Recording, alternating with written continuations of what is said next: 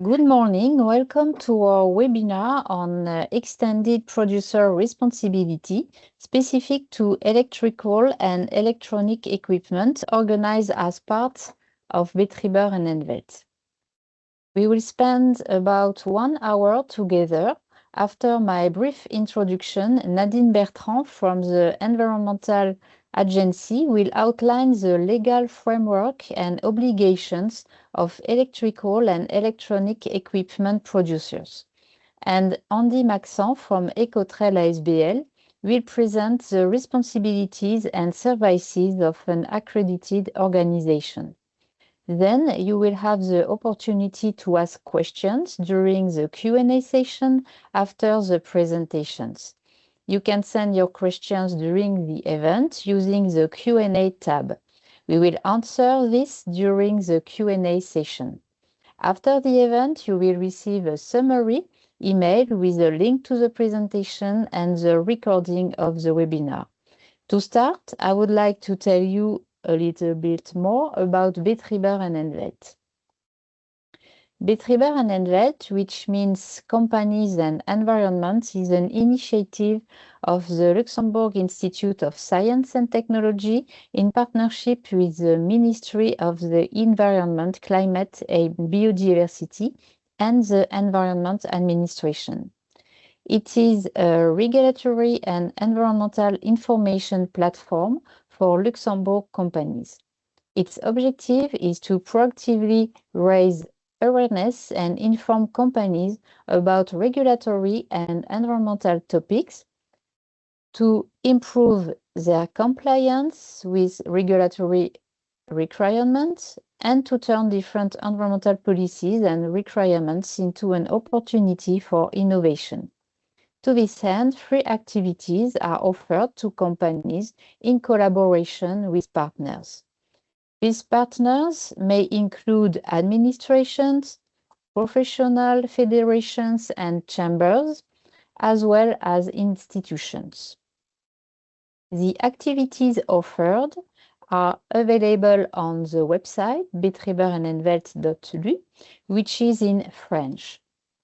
Here you can have an overview of the website with sections dedicated to the following topics: Komodo regulations, best available techniques, environmental management, deconstructions and resource circularity, chemicals, extended producer responsibility.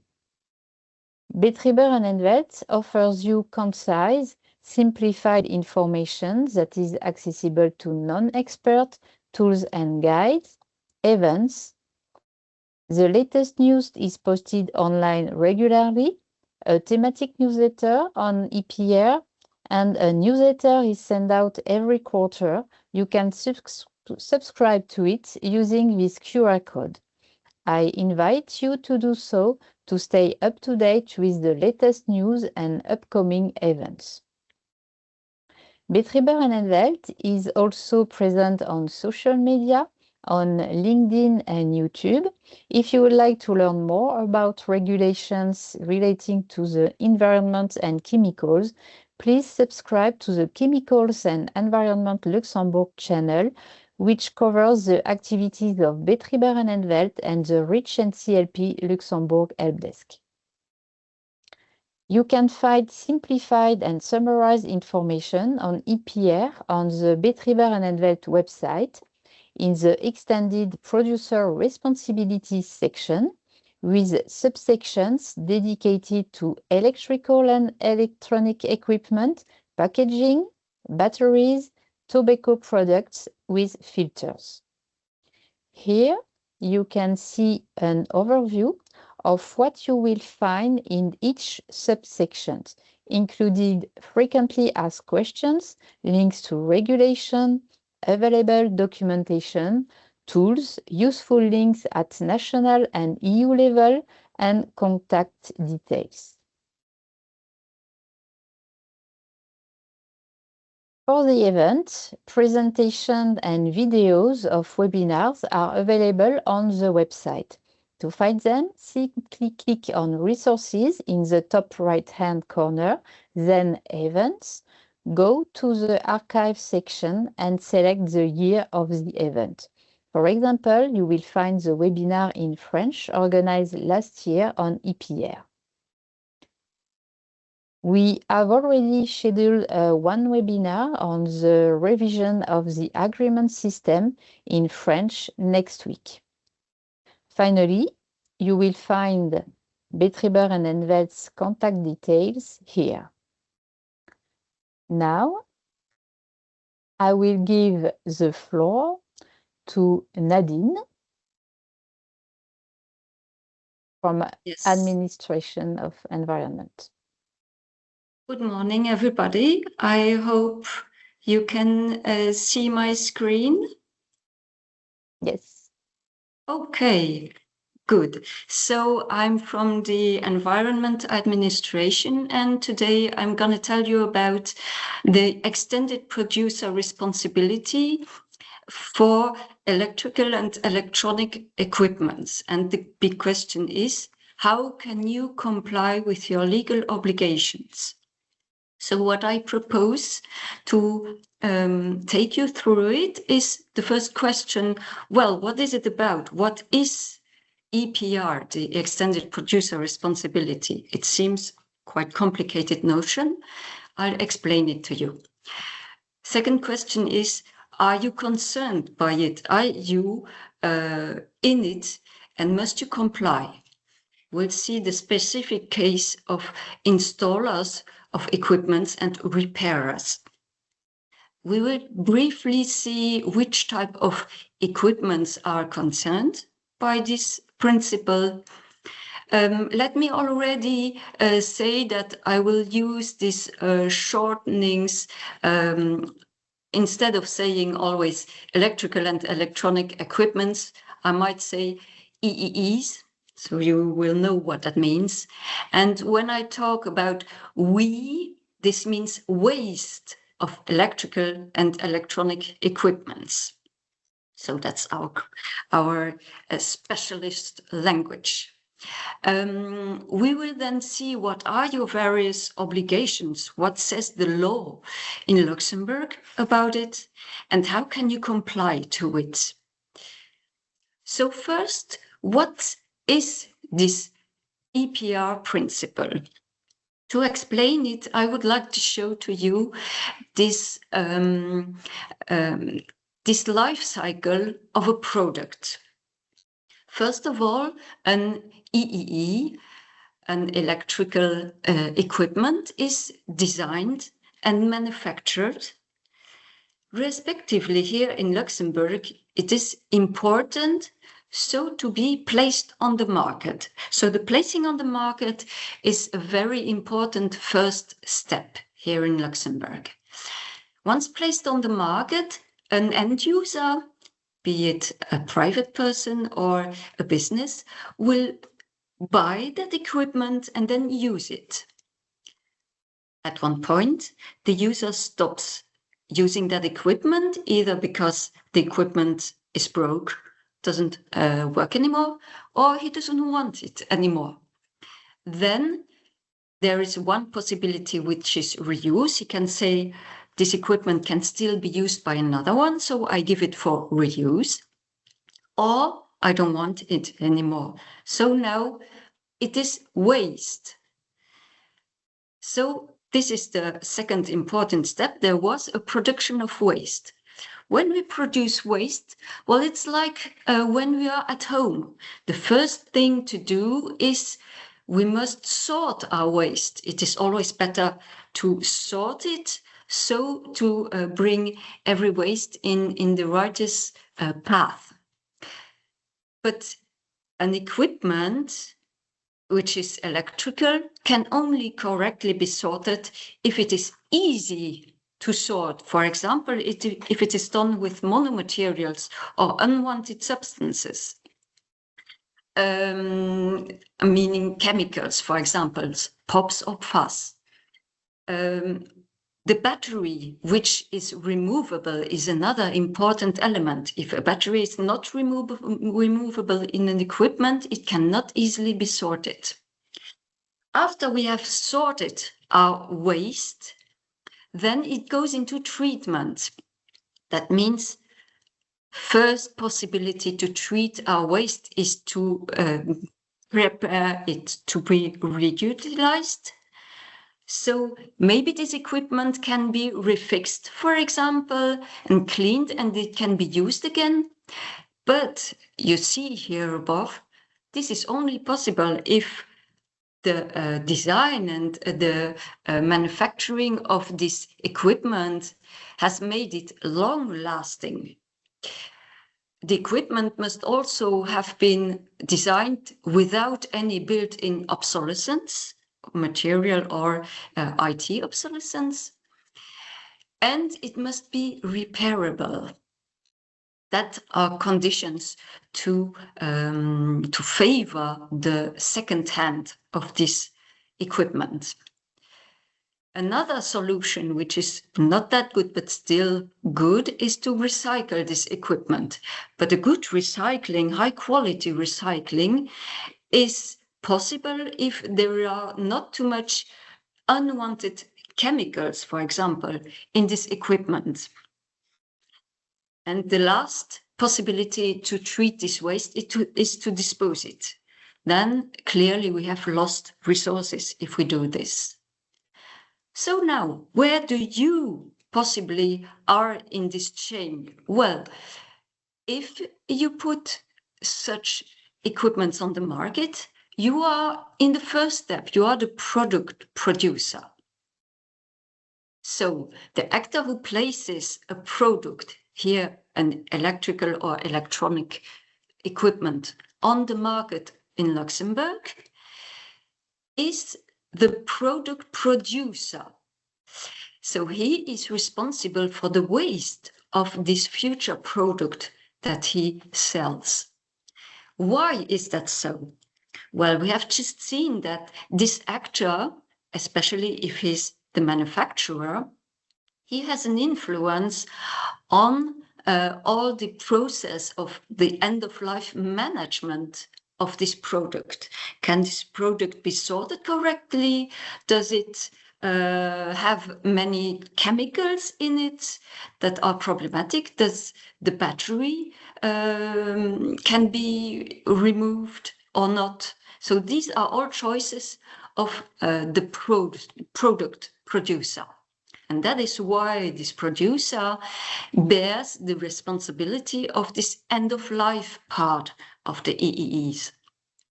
And that is exactly what we call the extended producer responsibility. This principle of the so-called EPR, if you allow me to call it so, applies also for other products in Luxembourg. I think it's important that I tell you. It also applies to plastic filters for tobacco products. And more important for us today, it also applies to batteries specifically and to packagings. Many EEEs that you place on the market may have batteries in them, so you also have to comply to EPR obligations for batteries, and they are always packaged. So you also have to comply to EPR scheme for packagings. So you can also ask us about this. So now, who is concerned? Well, before I explain it to you, it's important that you know that for us, competent authority, it is very important that the actor, the producer who bears this EPR responsibility, may be located in Luxembourg, because it's easier for us to intervene for a Luxembourgish actor.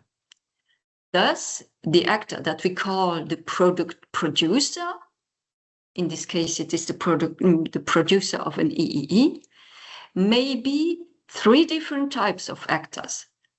He may be the manufacturer of the EEE who sells it, or an actor that has an EEE designed or manufactured for himself and sells it under his own name or brand. This actor must be located in Luxembourg. either he sells this EEE downstream in the distribution chain in Luxembourg, or he sells it directly to final users. That is the first kind of product producer here in Luxembourg. But this is not the most of the cases. Mostly here in Luxembourg, we have the second case, which is the importer of an EEE. That means the first actor who physically receives the equipment to sell and who places that on the market. So this actor is also located in Luxembourg. That is very important. So he can also place on the market this EEE to be sold either directly to final consumers or downstream in the distribution chain. We still have a third possibility for the ones amongst you that might not be located in Luxembourg, but who might place products by distance selling on the market in Luxembourg without any intermediary in Luxembourg. So you sell directly to final users in Luxembourg, then you are considered as the product producer. And you are allowed to have a representative in Luxembourg for your obligations. So let's just summarize all of this. You are placing an EEE on the market. That is, if you are an EEE manufacturer and you place them on the market on Luxembourg, or if you are the first importer of the EEE here in Luxembourg, or if you are based outside of Luxembourg, but you sell directly to consumers your EEEs by distance selling, then you are concerned. Legally, you are what we call the product producer, and you are subject to this extended producer responsibility.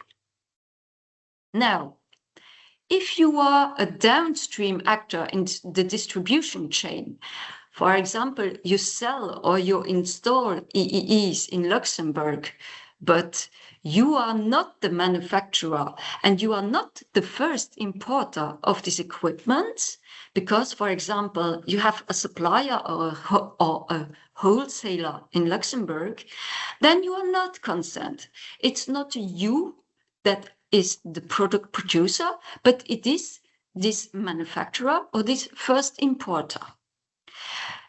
Please beware that this actor, this supplier, must then be compliant in your place. If he is not, it might be possible that we ask you to be compliant, because we have to have one actor compliant. So let's take a specific case of installers and repairers of EEE. That's a bit a special case. So let's imagine that you have to repair an EEE that you did not place on the market, but another business a long time ago.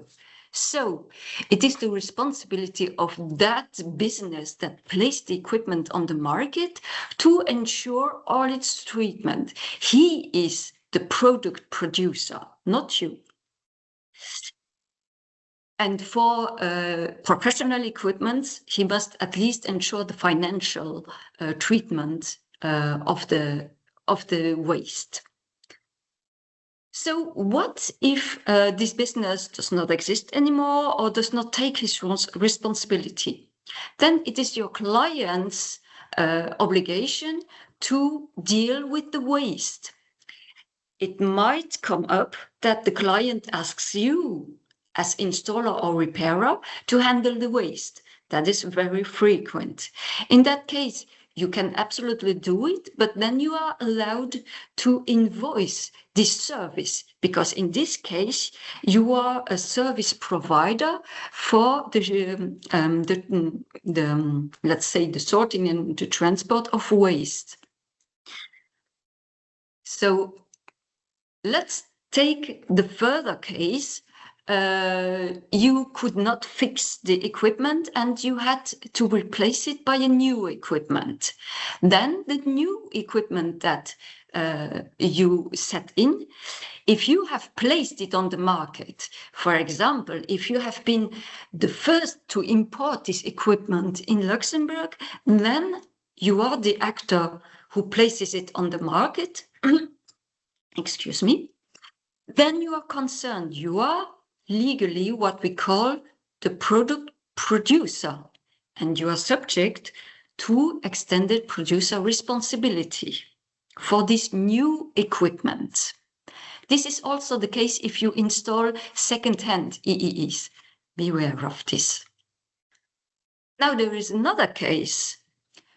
You were very effective and you were capable of repairing the defective EEE. So in this case, the EEE, which already was placed on the market by another actor, still stays at your client's premise. You are not concerned by the EPR because you did not place it on the market. Pay attention, please, that when repairing this defective EEE, if you have installed any new parts of it because they had to be renewed, then you are the product producer of these parts here in Luxembourg. And then you have to comply to EPR for these parts, but not for the old equipment that you fixed. So I hope this special case was clear. So let's see what equipments we are talking about. Well, first of all, let me say that in our national law of the 9th of June of 2022 on waste equipment, we specify which types of equipments fall under this law and which do not. And you will see that we distinguish two big families of equipments that you see here, one in green and one in orange. The first big family is what we call the so-called household equipments. We also call them dual use. These household equipments are, first of all the equipments that we find in households, but also all the equipments that we find in businesses, but that are the same exactly than the ones that we have at home. For example, a professional smartphone, a laptop, a coffee machine, a washing machine. We use them at home and we use them in the businesses. So this is an equipment which we call dual use, and we consider them as a household equipment. This is also the case for EEEs which were installed by a professional, but which are commonly used by households. This also includes photovoltaic panels. Now we have the other category, which are equipments that are exclusively professional equipments. You do normally not find them by private users.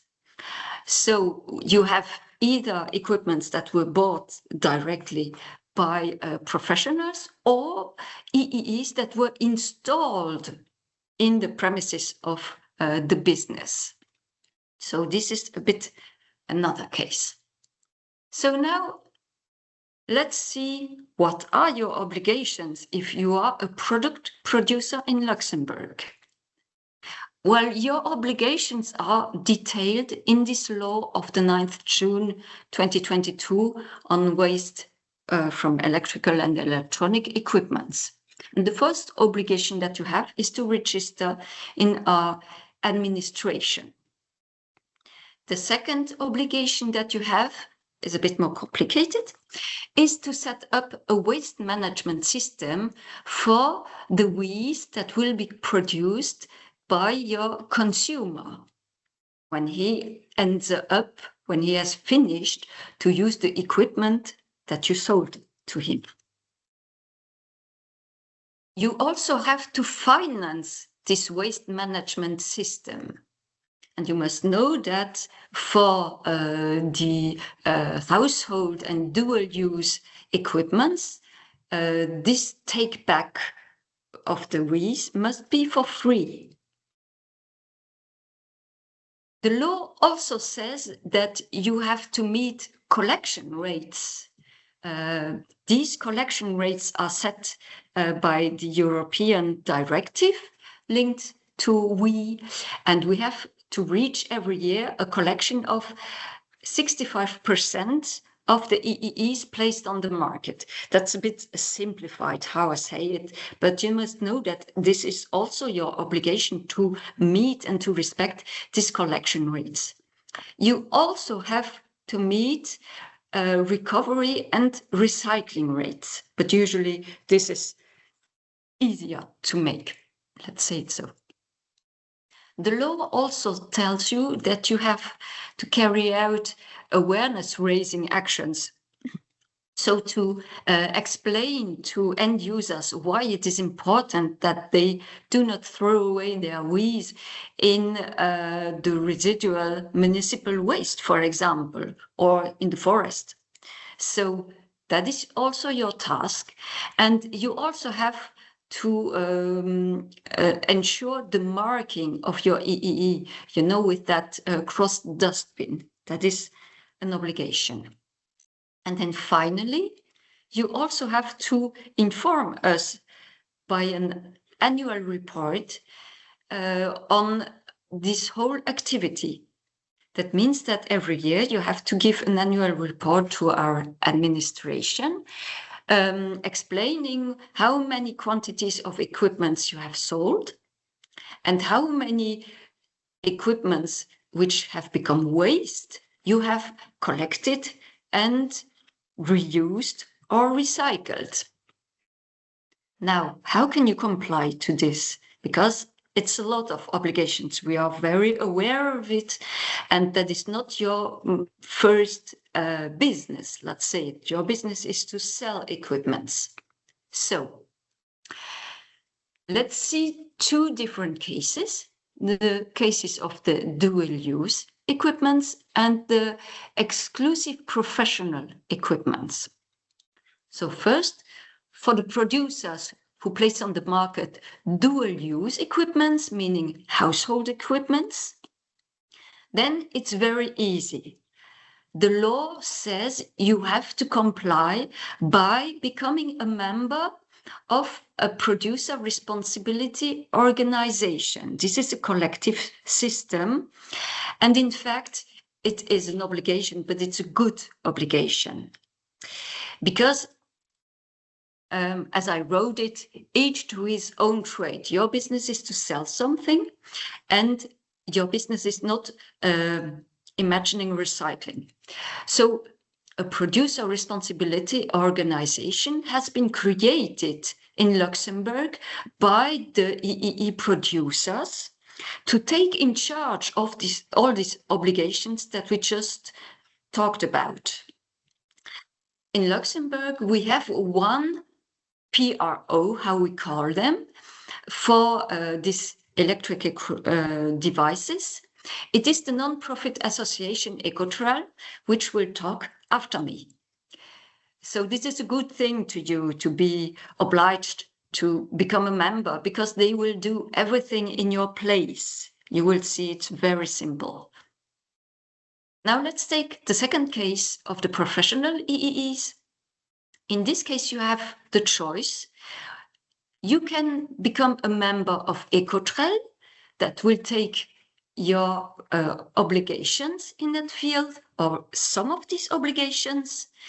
Or if you don't want it, it's your choice, then you must build up an individual system for all the obligations that we just saw, and you must have a granting by having an individual approval by our minister. So to have more information about this, I have written our email address. Please contact us. We will give you more details. Just to finish, I would like to say, if you are located outside of Luxembourg and you are a producer, you are allowed to appoint an authorized representative in Luxembourg to take up your obligations.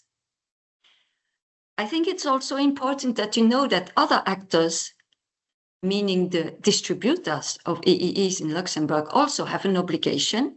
This obligation is to take back for free the WEEEs of household, of dual-use equipments, either if they sell an equipment or for big shops that have more than 400 meters of selling area, they have to take back small EEEs without any purchase of obligation of the consumer. And be aware that you can be both producer of the product and have the obligations that we talked about, and also a distributor, because there is no other distributor. So you can have all these obligations, and you must comply to everything. So I hope that clarified a little bit these EPR questions. Here you have all my contacts, and thanks a lot for listening. Thank you very much, Nadine. We will now look at Ecotrel to see what the responsibilities and services of an accredited body are. Hello everyone, my name is Andy Maxent. I am the CEO of Ecotrel, which is the producer responsibility organization for electronic waste, but also the CEO of Ecobattery, which is responsible for batteries, and Ecoauto, which is responsible for ELVs. I will share my presentation. Do everybody see my presentation? Yes. Okay, thank you so much. So Nadine has said quite a lot of things about producer extended responsibility. So you will have my personal insight on that subject. I will share. So to come back on the concept of extended producer responsibility, who, for those who can remember, before the 90s, everything was managed by the municipalities. Waste management, once a week, a truck was coming in front of the door and taking away the waste. It was magical. Sometimes when you had bigger things, the municipality was also organizing bulky collection. And in the 90s, a new concept arrived, and a concept in Brussels. And this concept is the extended producer responsibility. What is this concept? This concept is very simple. When a company places a product on the market, this company is also responsible for the waste coming from these products. And they began this extended producer responsibility with packagings, which was the first directive in '94. And after that, they said, "Oh, that's working quite good. So let's make it on other waste streams." So in 2000, there was a new directive about ELVs, end-of-life vehicles, and in 2002, a directive about electronic waste, and in 2006 about batteries. And we are expecting now that there is now a new directive about textiles, and we are expecting other European regulation or directive on other waste streams. And since 2015, we are talking about circular economy. So a little bit history about the legal framework. 2005, a publication of the first Grand Ducal regulation about WEEE. 2013, second publication of Grand Ducal regulation, which was also a transposition of a second directive about WEEE. And 2022, publication of an electronic waste law here in Luxembourg, which highlights is highlighting the reuse, which is a big topic now. Reuse second-hand equipments. So the legal framework, there are different obligations for different actors in Luxembourg. The first actors are the producers. They have different obligations. And first of all, they have to register at the Ministry of Environment. And we are registering our members directly to the Ministry of Environment.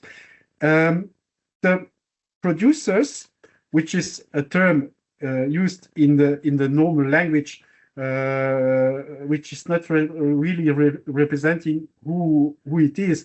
It's a term used in a legal framework. A producer is the first, is mostly what we call in normal language an importer. Because in Luxembourg, when you say producer, most of the people are thinking about manufacturer. It can be a manufacturer, but there are not really a lot of manufacturers in Luxembourg. There are low numbers of manufacturers. It's mostly the first importer, the first company who places a product on the Luxembourgish market. But it can be also a foreign company selling a product directly to an end user in Luxembourg. So that means the e-commerce. And this company, this producer, these importers have obligations. They have to register, okay, but they also have to finance the collection and the treatment of the electronic waste coming back in municipality collection points. And they also have to guarantee that when they are placing a product on the market, this product will be collected and treated in the future. And that are quite complicated obligations. So they decided 2004 to create Ecotrel, and Ecotrel endorses these obligations for them. So in the legal framework, as Nadine said also, there are other obligations for distributors. Distributors has a take-back obligation when they a customer, a client is buying a product. You have the importer, the distributor has to take back the old products. And for retailers, they have more than 400 square meters selling surface of EEEs, electronic equipments. They have to take back small appliances, less than 25 centimeters, free of charge. And the client has not an obligation to purchase a new appliances. There are also obligations for municipalities.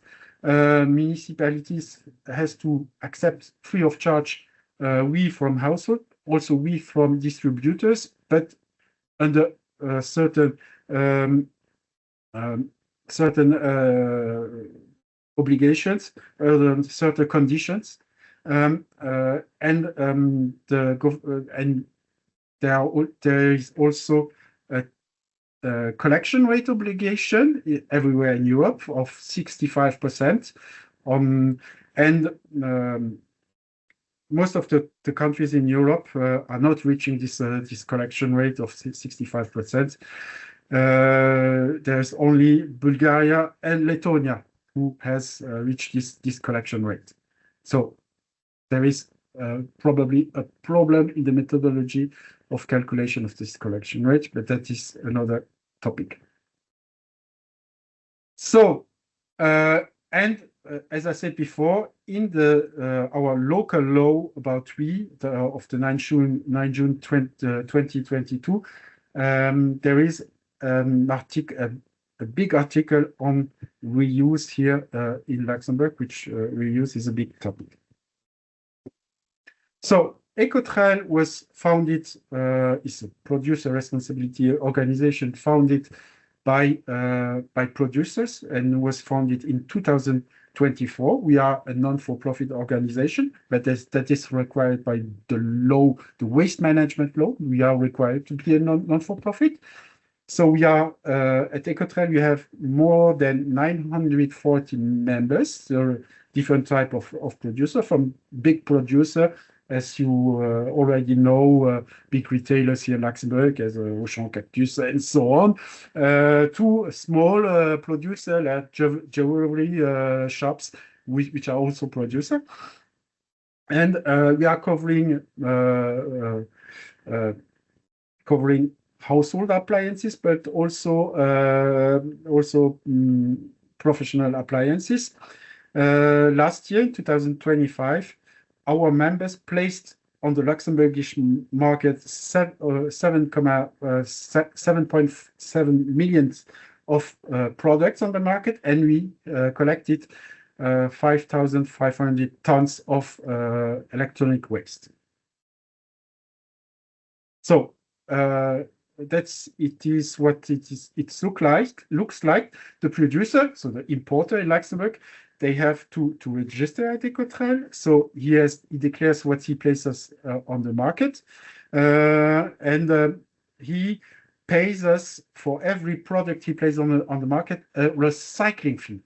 This recycling fee is recalculated to the final distributor when there is a distributor, and the consumer at the end, the consumer is paying the recycling fee. And because the recycling fee is paid, when the consumer has waste, he can go to the resources centers. It's municipally collection point. That's how they are called here in Luxembourg. We're talking not anymore from waste since 2022, but from resources. So, and with the consumer is going to the resource center and can give his old electronic appliances free of charge. And there is a scope. There are two types in the law is making a difference between two types of appliances. Nadine has already told us what it is. There are household appliances or dual-use appliances, and there are professional appliances. And the obligations are not the same between household appliances and professional appliances. Household appliances and dual-use appliances. So is considered as dual-use. For example, the typical example is a computer. A computer is always considered as a household appliances, even if the computer is used in a company, in a business. So we are collecting electronic waste in different type of categories here in Luxembourg. The first category is refrigerators, air conditioners. We have also oil-filled radiators. We have lighting equipments. These three categories are considered as problematic waste. And we are also collecting large household appliances, small household appliances, and we have also, since a few years, another category, which are deep fryers. And these categories are considered as non-problematic. So we are working with two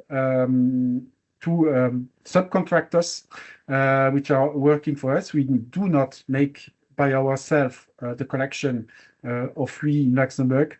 We have the well-known Super Dreckskust, who is collecting for us the problematic waste, refrigerators, radiators, lamps, and Lamesh in Betambourg is collecting the other waste streams, which are non-problematic screens, large appliances, small appliances, and deep fryers.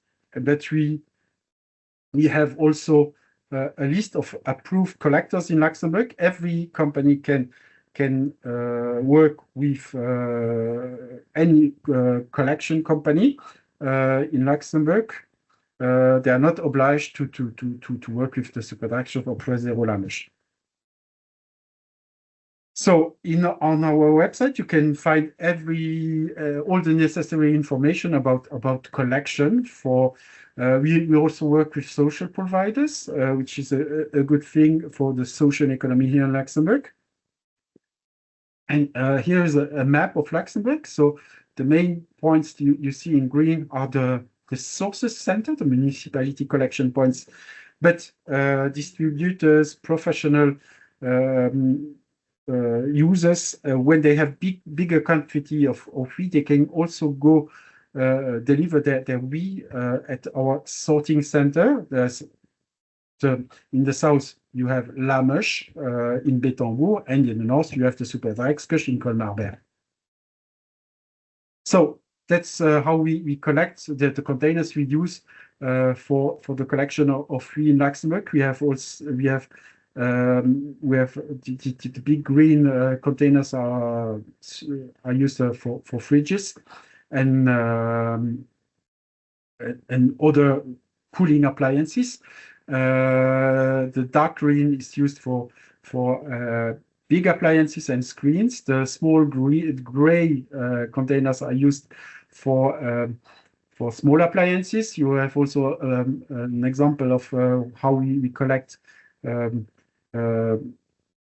small appliances in supermarkets, at retailers, and the Superdrecksköcht is also organizing in the country mobile collection in villages to collect different types of waste streams, not only WEEE, but also paintings and batteries and so on.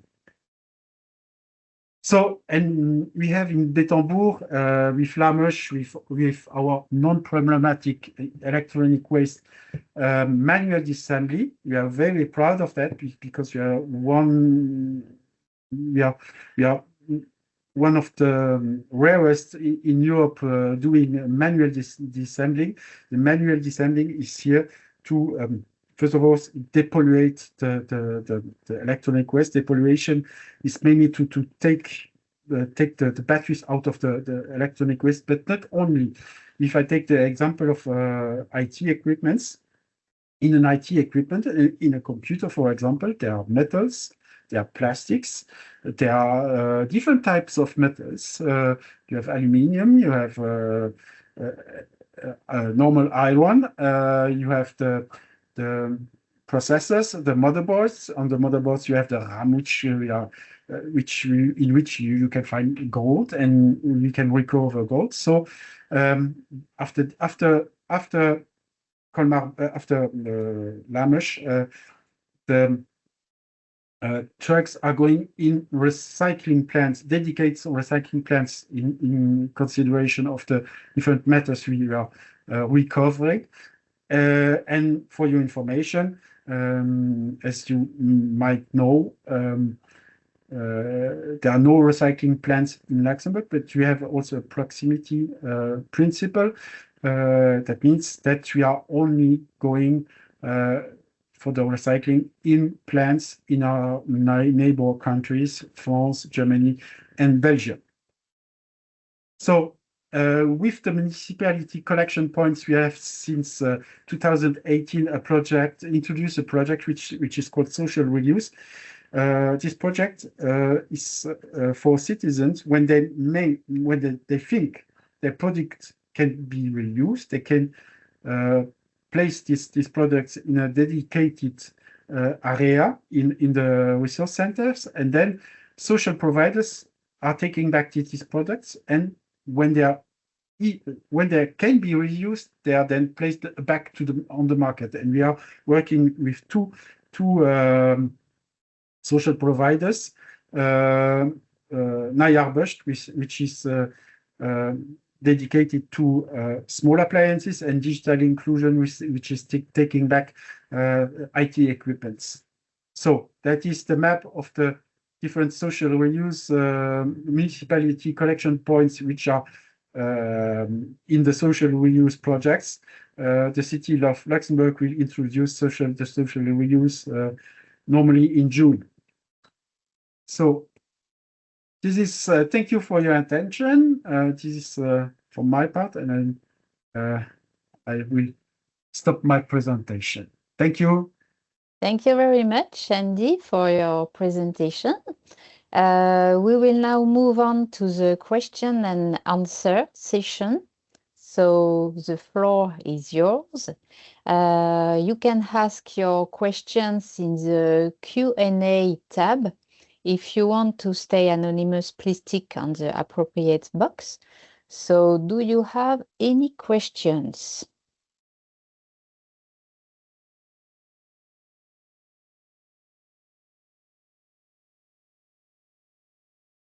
For now, I don't see any questions. There is in the Q&A one question. Oh. Do negative sales need to be reported? What documentation is used to identify the first importer? If a right to repair is introduced in Luxembourg, will this be offered through PRO systems? If a consumer with household WEEE wishes to have their equipments collected, who is primarily responsible for take-back, producer or distributor?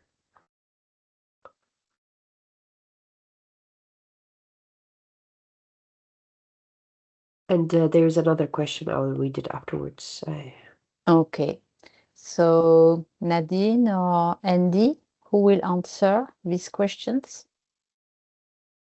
Well, I can try to give it a first round, but maybe I would like to understand what you call the negative sales, because I do not really see what you mean by it. I'm sorry, I'm not in the, I'm no business specialist.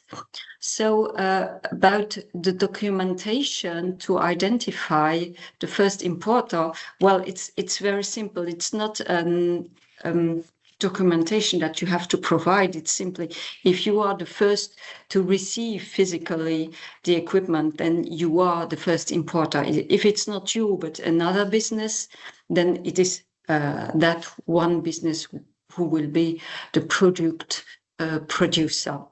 There is no special documentation for the administration to prove this.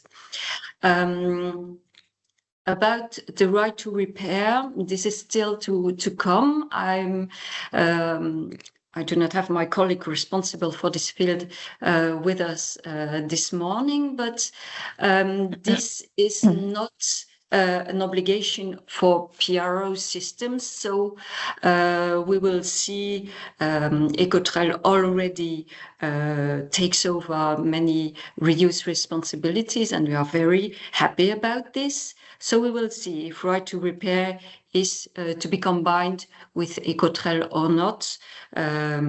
We don't want to overload them with work, because they have already much work. So for the consumer who wishes to have his WEEE collected, well, in fact, the consumer has the choice where he can bring his WEEs. He can choose to go back to a distributor and to give his WEEE there, or he can give it in the system of producers, meaning in the Ecotrel systems.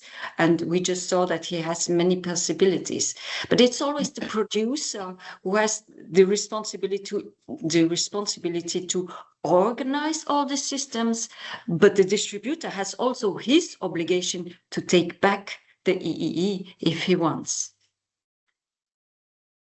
So that's from my side. Maybe Andy wants to give more from my side, it's also not very clear what does negative sales need means. Just we have in our procedures a declaration at Ecotrel is based on products placed on the market minus products exported from the Luxembourgish market. But that's based on new products. I don't know if that's answering the question. And for the first question, are there any special provision for medical devices such insulin pumps? There, maybe I can intervene. There is something special about products who are infected. when I'm. Yes, exactly. The law of the 9th of June 2022, as I said, also gives a list of exceptions of equipments that are not included in this EPR scheme. And for example, medical devices which may be infected, which I guess could be the case of an insulin pump, especially if it's inside of the body, then this equipment would be outside of the scope and would not fall under EPR. So the question of the scope is always complicated, so do not hesitate to ask for specific devices, and then Ecotrel and us, we try to answer you to say, is it in the scope, and yes, you have to comply, or no, I think in this case, and Andy, I think you agree with me, it's outside of the scope. Voilà, it is not written in the list of our law, so you do not fall under EPR for these equipments, but maybe you fall for other equipments. Just to come back, sorry. To come back on the second question, I also agree with the fact that there is no documentation used to identify the first importer. From our side, we always say to producer, you are producer, when the VAT is required, you have to make a VAT declaration in Luxembourg. So in this case, you are the first importer. That's just an information. Okay, and thank regarding you, that question, there is a follow-up. By negative sales, I mean equipment sold and then returned by the consumer. Must this still be included in reporting?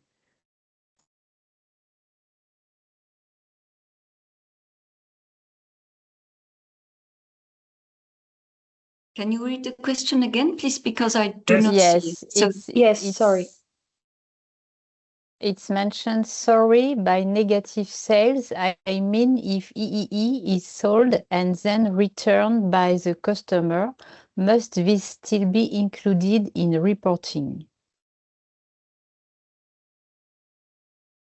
No, because it's waste, and the waste is in the also the reporting at Ecotrel is based on new products placed on the market minus the export.